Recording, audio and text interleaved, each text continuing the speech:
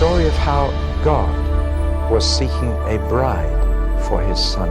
Each book is different from every other book. I'm trying to give you the keys for you to unlock it for yourself.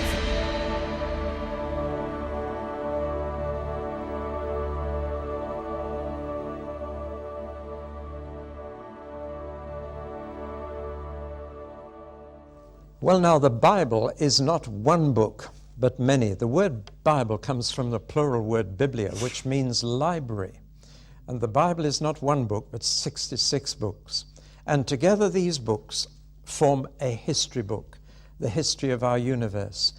But the Bible begins earlier and it ends later than any other history book, because it begins with the very beginning of our universe. It goes right through to the end of our universe and even beyond. But it's history written from God's point of view. Therefore, he selects what is important for him. That makes it quite different from a political history or a physical history of our universe or a cultural history of our society. God selects very carefully the things that mattered to him, the events which affected him most deeply. Therefore, again, it's quite different from every other history. Now, there are two themes in the Bible. Number one, what has gone wrong with our world? And number two, how can it be put right? I think everybody agrees our world is not a good place to live in. Something has gone terribly wrong with it. And the book of Genesis tells us exactly what. But the rest of the Bible tells us how it's going to be put right, or rather, how God himself will put it right. Only God could solve a problem the size of our world. And he's going to do it by rescuing the human race from itself. For that's what we need to be rescued from, ourselves. That's what the word redemption actually means, to be rescued. And we need to be rescued from ourselves. So all 66 books form part of one great drama, which I'm going to call the drama of redemption. And the book of Genesis introduces us to the stage, the cast, and the plot of this great drama.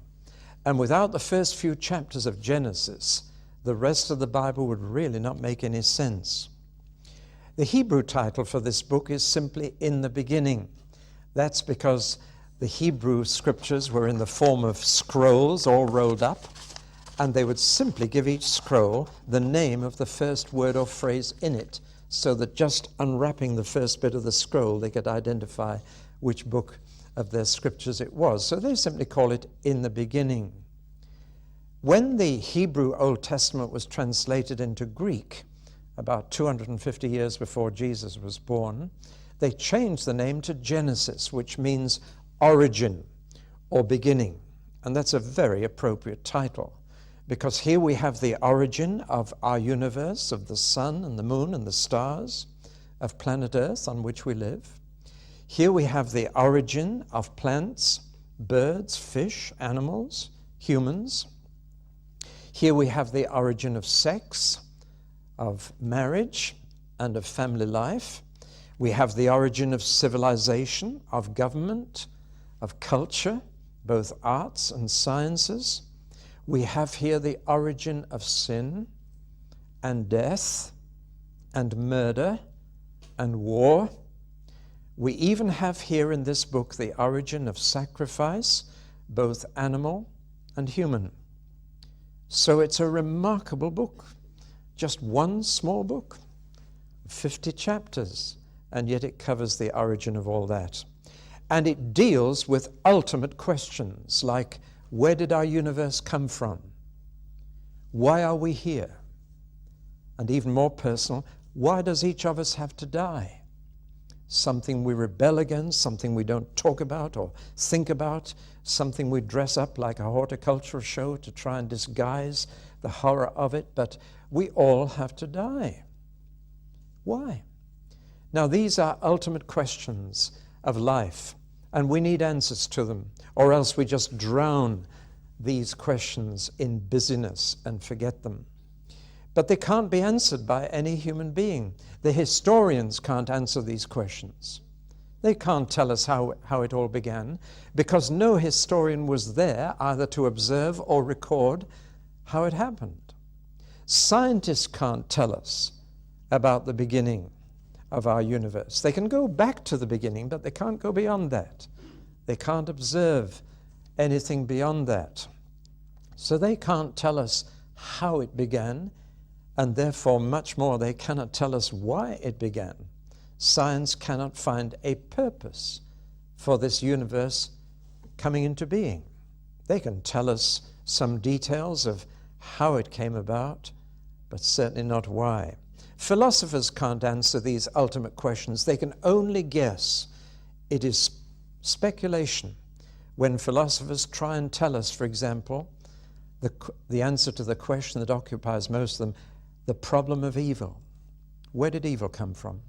Why is there so much evil in the world? Philosophers have strained their brains to try and give us an answer, but it's all guesswork. Nobody really knows. There is only one person who could really answer these questions for us, and that's God himself. So when you open the book of Genesis, you are immediately faced with a question.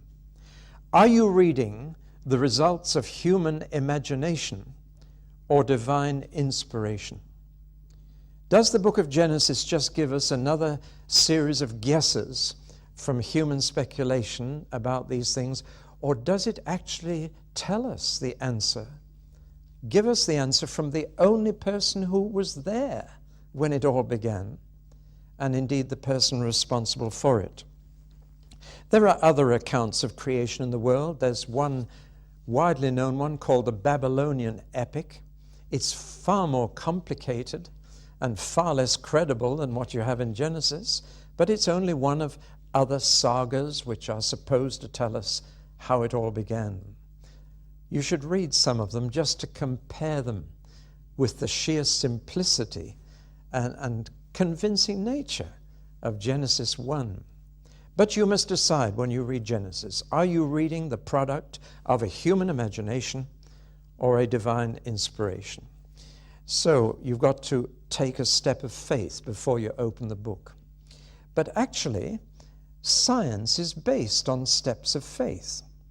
I've got a science degree, and I know that in science you produce a hypothesis, a working theory, and then you test it to see if it fits the facts.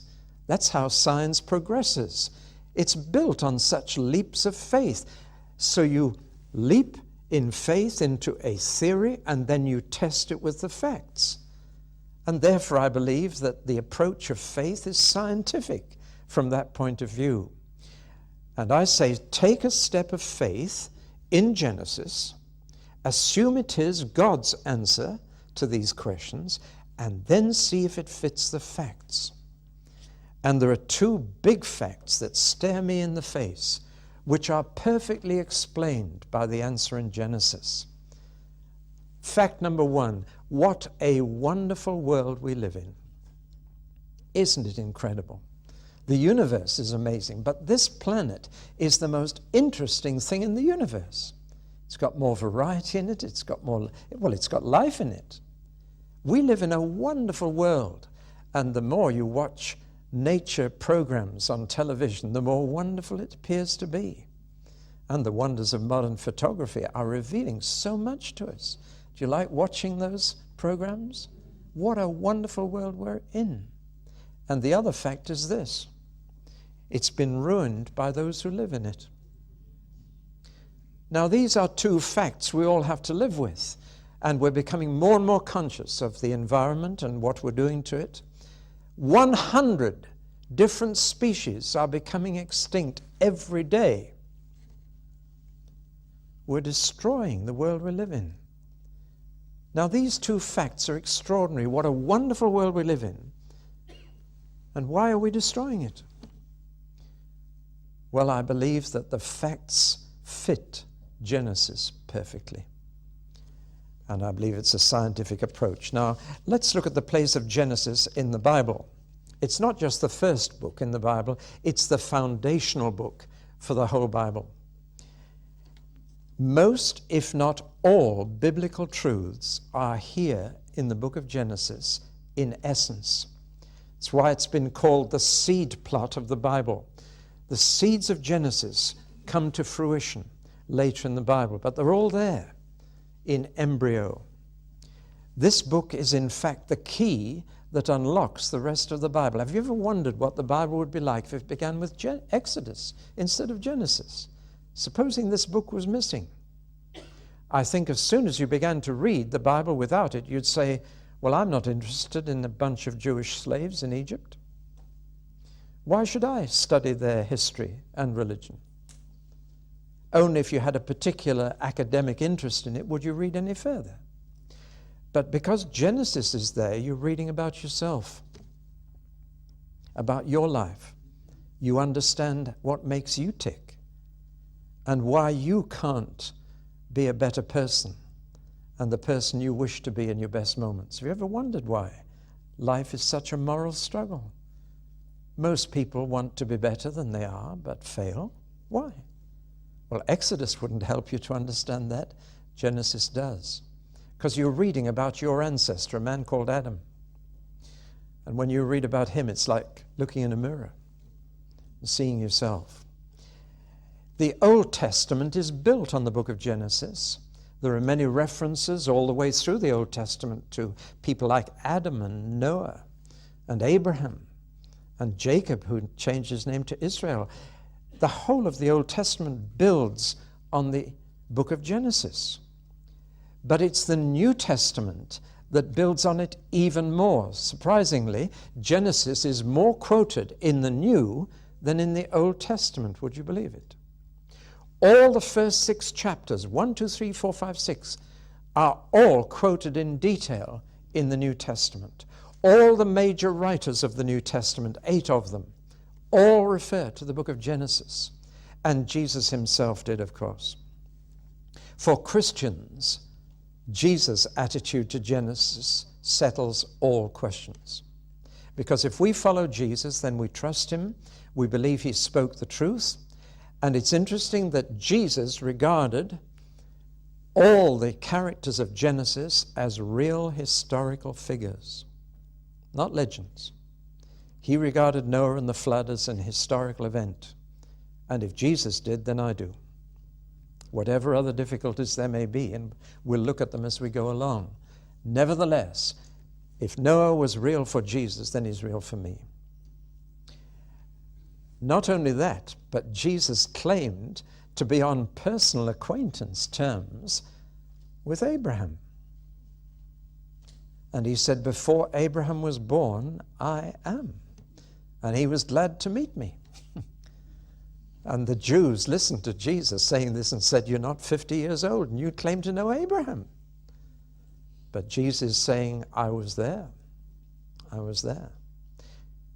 Do you trust Jesus? Then that's the truth. So Jesus was constantly endorsing the book of Genesis. When he was asked about divorce and remarriage, what did he do? He took them right back to Genesis chapter 2 and said, you'll find the answer right there. So you can see that the book of Genesis really underlies the whole Bible. It provides the key to the rest. Without it, the rest would not make sense. To give you just one example, you will not understand the cross without the book of Genesis. Would you believe it? Because Paul says this is what happened at the cross. Just as one man's disobedience brought death to the human race, one man's obedience brings life. Now that's the heart of the cross. But it's talking about Genesis chapter 3. So I think I've established my case. Therefore, if you don't believe the book of Genesis, you can't rely on the rest of the Bible. If Genesis is proved mistaken, then the rest of the Bible is shaken. If Genesis is not true, then chance is our creator, and the brute beasts are our ancestors. If Genesis is not true. And therefore, it is not surprising that this book has been more under attack than any other book in the entire Bible. There are two prongs to the attack. One is scientific, and we're all aware of some of the problems there. I'm not going to have time to deal with them all in full, but we'll refer to them.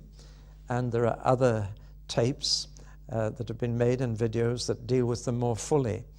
But we have to be aware of them, especially young people are aware of what they've been told in school, in biology classes, and they come with that background to read Genesis, and they have real problems, and we must be honest about them. For example, science has questioned the order of creation, the speed of creation, and the method of creation. Science has questioned the age of the earth, the origin of man, the extent of the flood, the age of people who lived before the flood, and many other things. But behind that attack, I believe there is a satanic attack. The devil hates two books in the Bible, Genesis and Revelation. And he hates the first chapters of Genesis and the last chapters of Revelation, particularly because the one describes his entrance into our world, and the other describes his undignified exit from our world. And so he likes to keep people out of the early chapters of Genesis and the later chapters of Revelation. He wants to persuade you that Genesis is myth and Revelation is mystery, so that you leave them alone. Because he knows perfectly well that if you can destroy people's faith in Genesis, then you have, in fact, destroyed the foundation of the whole Bible. So it is not surprising that there's been such a lot of argument about Genesis. If you distrust this book, you tend to discard the rest. Now, how did Genesis come to be written? It's one of 5 books which form a unit, not so much in our Bible, but in Jewish scripture most certainly. These 5 books form together the Pentateuch. Penta means 5. There's a big 5-sided building in Washington, D.C. called the Pentagon. Well, it's the same word, Pentateuch, the 5 books. And they are often called by Jews the Torah, which means instruction. And they believe that these 5 books together form the Maker's instructions. And it's very wise, since the Maker gave us these instructions to get the most out of life, to become familiar with them. So the Jews read through the first 5 books of the Bible every year on a lectionary. Every week they read a bit more. So they get round it in a year, like painting the 4th bridge. When they get to the other end of it, they start again at the beginning. And it is their weekly lectionary. Now, Jews, Christians, and even pagan historians believe that Moses wrote these 5 books. And that's been the long tradition, and I see no reason to doubt it. By the time of Moses, the alphabet had replaced the picture language that prevailed in Egypt and still in China and Japan today.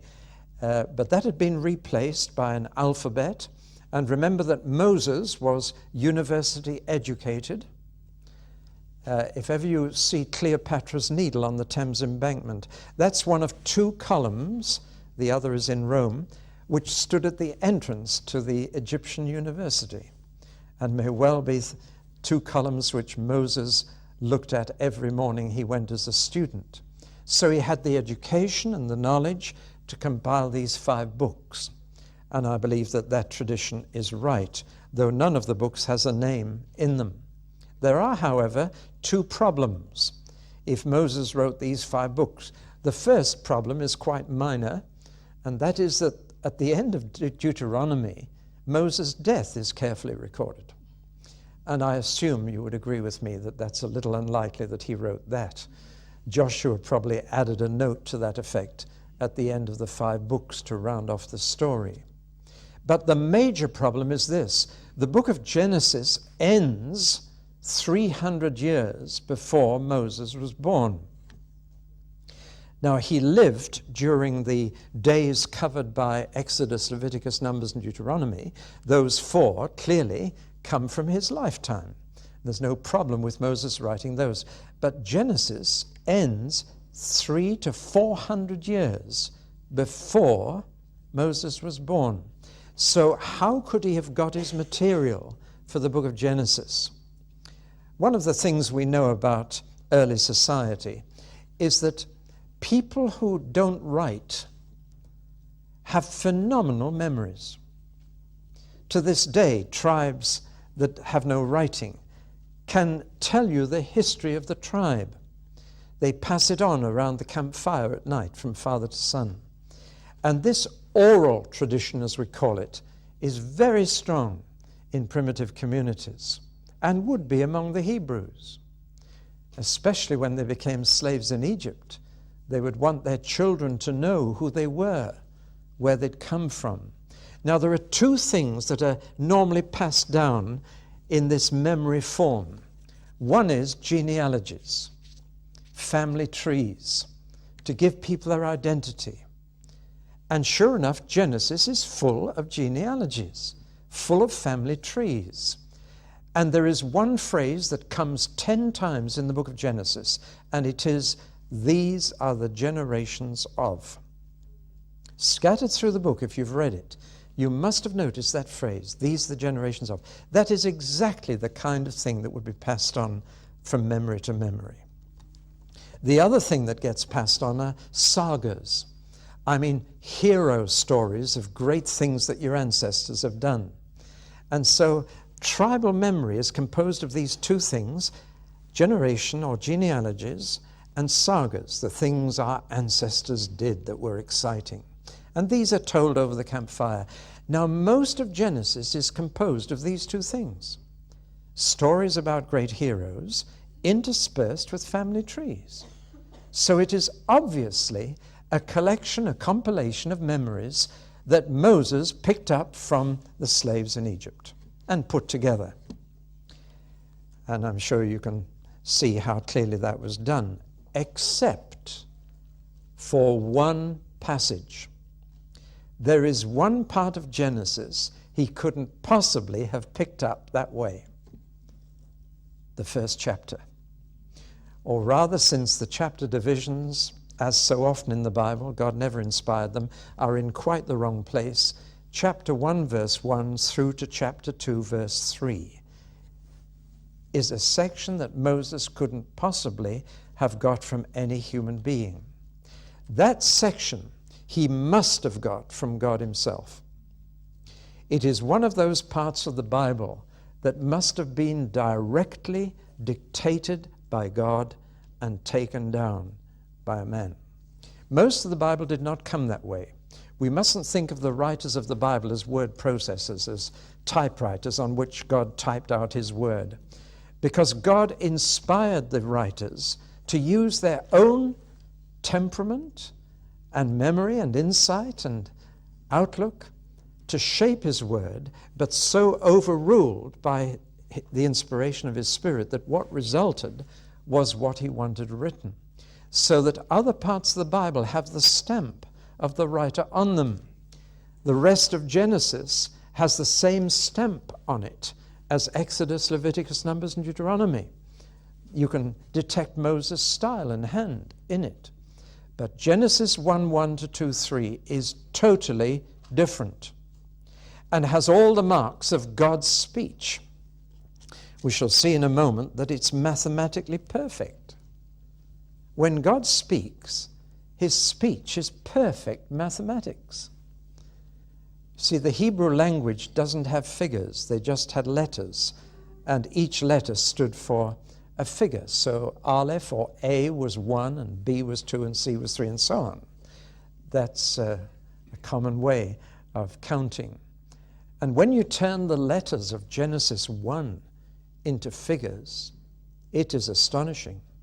I've been in Jerusalem talking to rabbis who have actually worked out all the mathematics of every verse, and they spend days discussing it because it's mathematically perfect.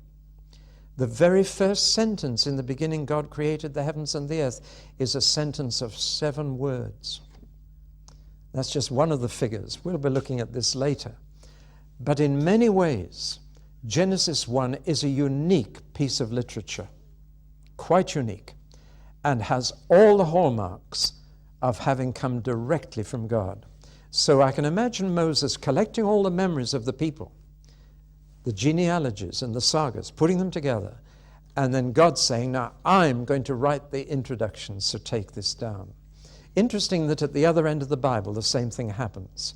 The book of Revelation was not composed by John. He was simply shown visions and given words and told, now write this down, write this down, write this down. And of course, at both ends of the Bible, you've got things that man couldn't possibly think up because they're both beyond the reach of his imagination. So God had to dictate, as it were, the beginning and the end of his word. Psalm 103 says, God made known his ways to Moses. I believe in handling Genesis 1, I almost feel like taking my shoes off. You really are on holy ground. You're listening exactly to God's word, making known his ways to Moses.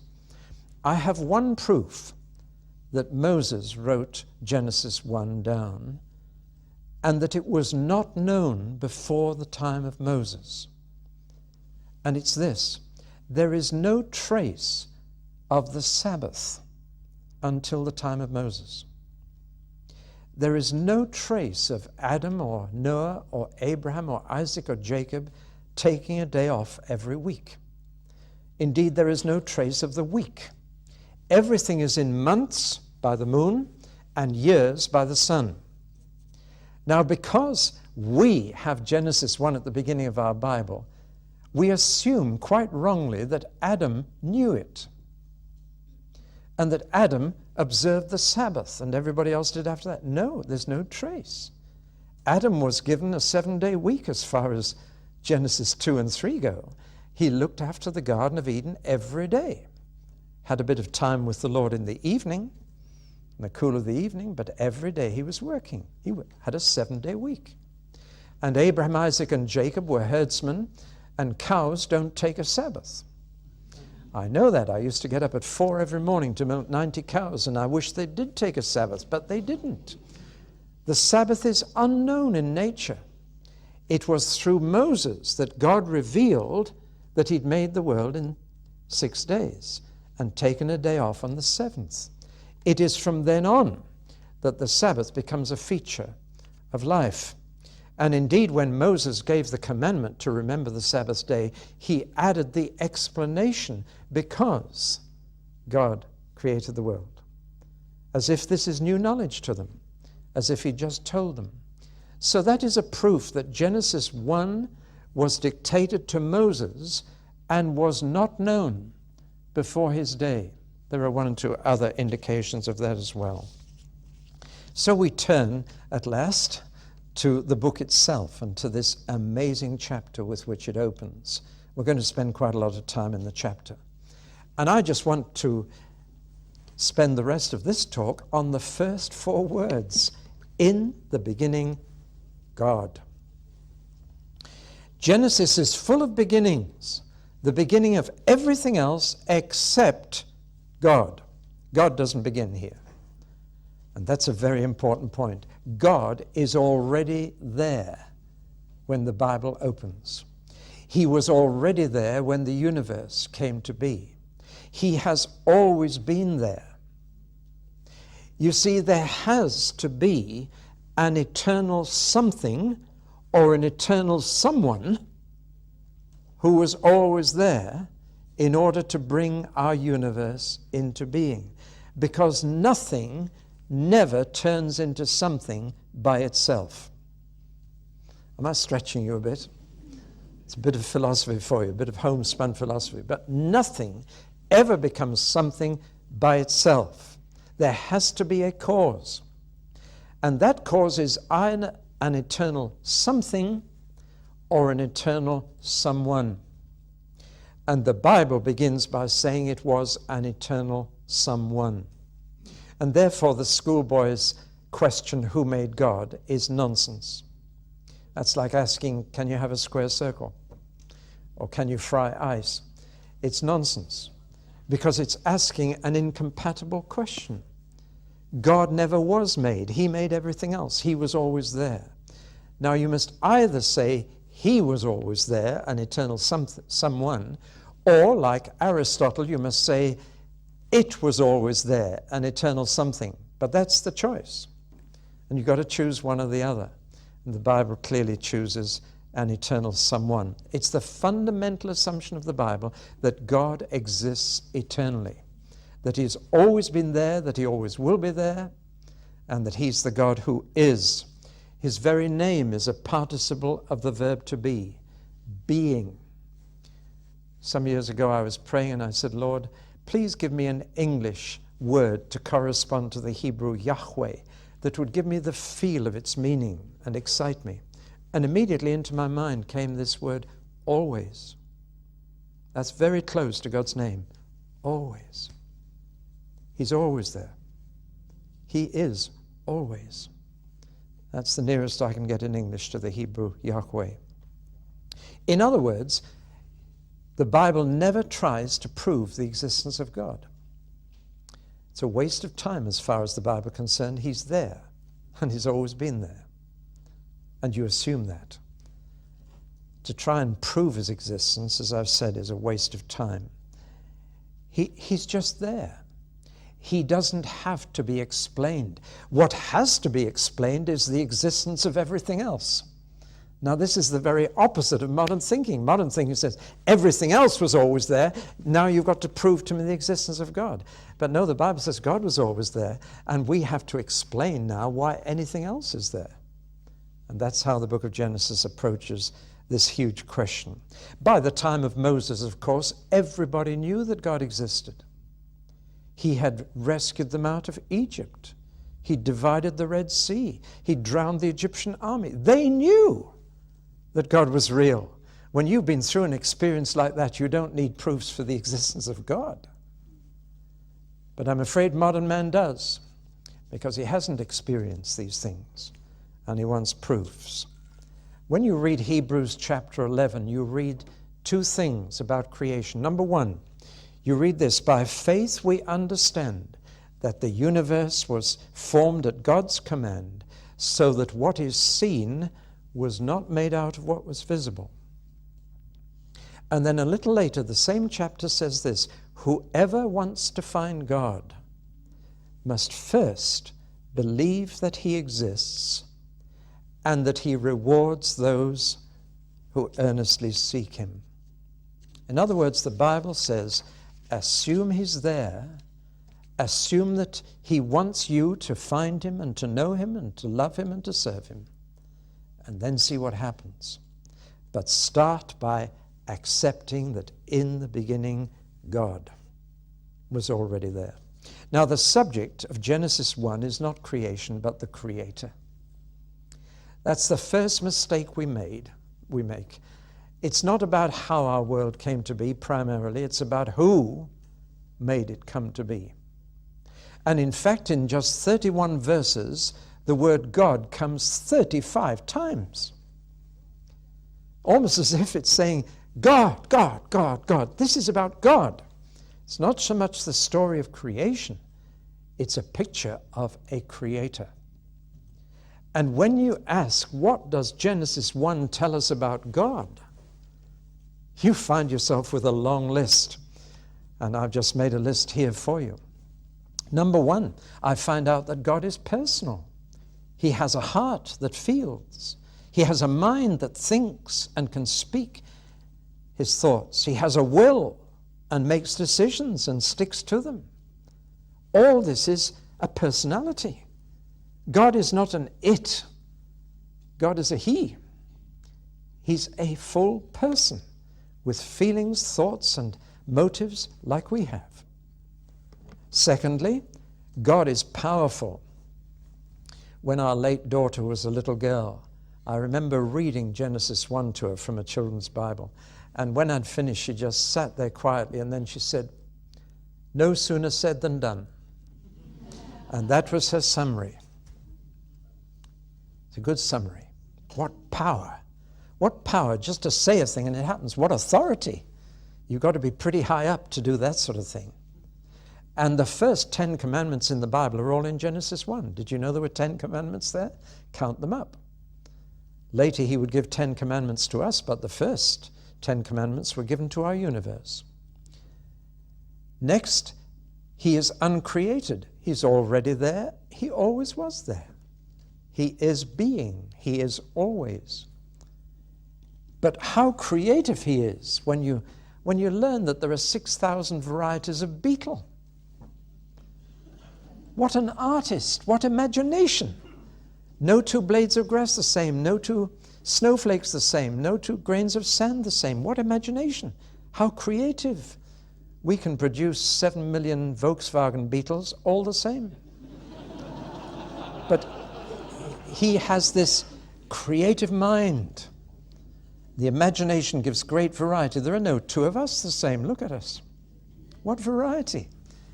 He is an orderly God. The symmetry and the mathematics of the universe are such that a Jew could find out that E equals mc squared, and that this applies to the whole universe. It's mathematically so ordered. We'll see more of that later. He is a singular God because all the verbs are in the singular. In the beginning God created. The word created there is singular. But he is also plural, because the word God is not in the singular, it's in the plural. And it's not just a simple plural. Here would be the 3 words. Elohah means one God. Elohim means 2. But Elohim means 3 or more. And the word used here is 3 or more. So in the first sentence we have, in the beginning, a God who is 3, created, but he must be 1. Isn't that astonishing? He's a 3 and 1 in the very first sentence. And it takes the rest of the Bible to explain what that means. But fancy using a triple word for God with singular verbs all the way through Genesis 1. Above all, Genesis 1 says he's a good God. Sometimes when I have to choose a subject 6 months before a meeting, I can never think that far ahead, so I just say good God. And I said that covers everything I ever want to say. And twice now, posters have appeared with a horrible picture of me on them, and then good God above. And meetings have been packed. But God is good. And therefore, everything he makes is good because he is good. That's the message of Genesis. Be under no mistake about this. Evil is not God's creation. He is a loving God and wants to bless those he makes. He's a living God who's active in this world, speaking in this world, doing things in this world. He is a speaking God who communicates to us and wants to relate. He's a God who is like us. If we are made in his image, he must be like us, as well as we must be like him. And yet he's a God who's unlike us, because the one thing we can't do is create. We can make things out of something else, but we can't create things from nothing. We cannot speak, and there it is. So he's unlike us. Well, finally, I want to finish this talk by pointing out that God is never identified with his creation. There is a distinction between creator and creation from the beginning of the Bible, and we must never get those confused. The New Age is confusing them now. The Creator is separate from his creation. He can take a day off and be quite apart from all that he has made. We must never identify him with what he has made. To worship his creation is idolatry. To worship the Creator is the truth. And in the next talk, we'll look at some of the other implications of this amazing first chapter of Genesis 1.